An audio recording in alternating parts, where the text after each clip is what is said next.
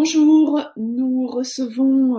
aujourd'hui pour un nouveau TQA Christian Salmon qui vient de sortir un ouvrage qui s'appelle La tyrannie des bouffons sur le pouvoir grotesque aux éditions Les liens qui libèrent.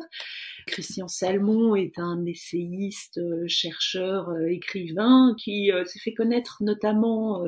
par un ouvrage qui s'appelle Storytelling et puis également par un autre ouvrage qui s'appelle L'ère du clash. Dans l'ouvrage là qui vient de sortir, il revient sur cette nouvelle modalité du pouvoir qu'il appelle le pouvoir grotesque et qui s'incarne dans un certain nombre d'hommes et de femmes politiques qui sont ce qu'il appelle les bouffons, et en particulier le plus grand des bouffons étant Donald Trump. Ce que j'appelle les bouffons dans mon livre La tyrannie des bouffons, ce ne sont pas des personnages historiques ou politiques qu'il s'agirait de moquer ou de ridiculiser. Le terme de bouffon, comme celui de grotesque, sont des termes qui historiquement désignent une catégorie historico-politique qui nous est apparue notamment pendant la période de la pandémie comme des gouvernements ou des gouvernants, des présidents ou des premiers ministres qui assurent leur hégémonie sur la population, font campagne, sont élus, gouvernent, non pas en dépit de leur incompétence, mais à la faveur, si j'ose dire, de leur incompétence. C'est-à-dire que lorsque le pouvoir adopte les formes d'un discrédit général,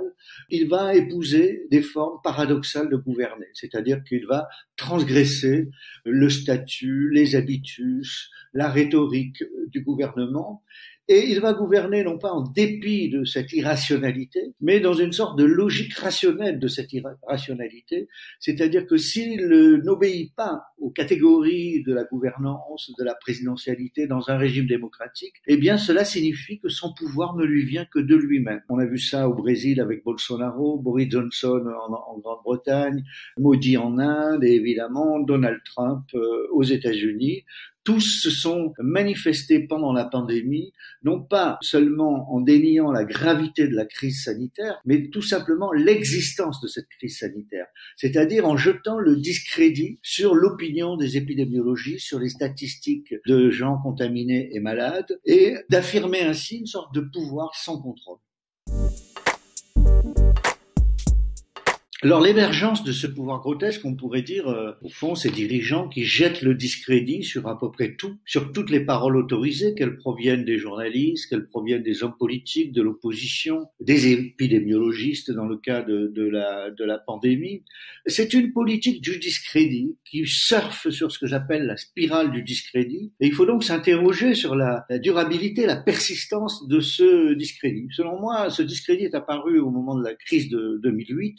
avec la ruine de ce que j'appelle le storytelling, c'est-à-dire les récits néolibéraux qui, pendant 30 ans, ont alimenté la communication des pouvoirs politiques. Eh bien, en 2008, la crise des subprimes fait s'effondrer toutes ces histoires, c'est-à-dire que tout simplement, les gens n'y croient plus. Et donc, ils vont se tourner vers des agitateurs qui expriment le discrédit qu'ils ressentent, qui manifestent par toutes sortes de performances, pas seulement des mots, pas seulement des critiques, mais aussi des attitudes, qui manifestent au fond le côté négatif du pouvoir. C'est-à-dire que c'est pas un pouvoir qui cherche à s'accréditer, à se crédibiliser, mais c'est un pouvoir qui jette le discrédit sur toutes les autres formes de pouvoir. Et c'est ainsi qu'il gagne des élections, qu'il obtient l'assentiment des foules et qu'il se maintient au pouvoir parce que, on l'a bien vu avec cette dernière élection américaine, Donald Trump, bien qu'il soit défait, a obtenu des scores très importants. J'ai essayé de retourner la question que tout le monde se pose depuis le triomphe de Donald Trump en 2016, c'est-à-dire, mais comment peut-il faire campagne? Par le ridicule, par la vulgarité, par l'insulte, par la menace de mettre en prison son adversaire, enfin toutes sortes de choses qui sortent du cadre de la délibération démocratique et même de l'affrontement démocratique au moment d'une élection. Et très souvent, on a dit c'est pas possible, il ne va pas être élu.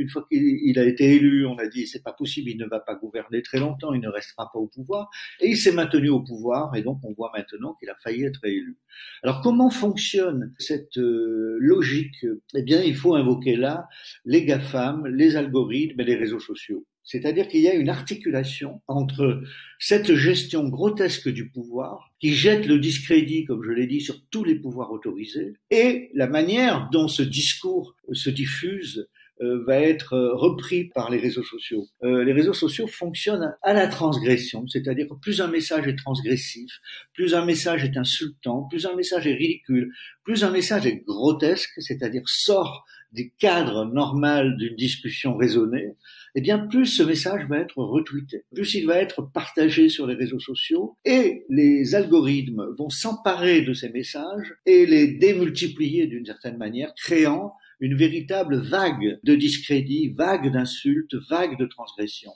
C'est donc cette articulation entre le bouffon et l'algorithme, on va dire, mais derrière l'algorithme, il y a évidemment des techniciens, des ingénieurs, informaticiens, et c'est cette figure du clown et de l'informaticien qui s'est imposée à peu près partout. Partout s'est imposée cette tyrannie des bouffons sous le double visage du clown et de l'ingénieur informaticien.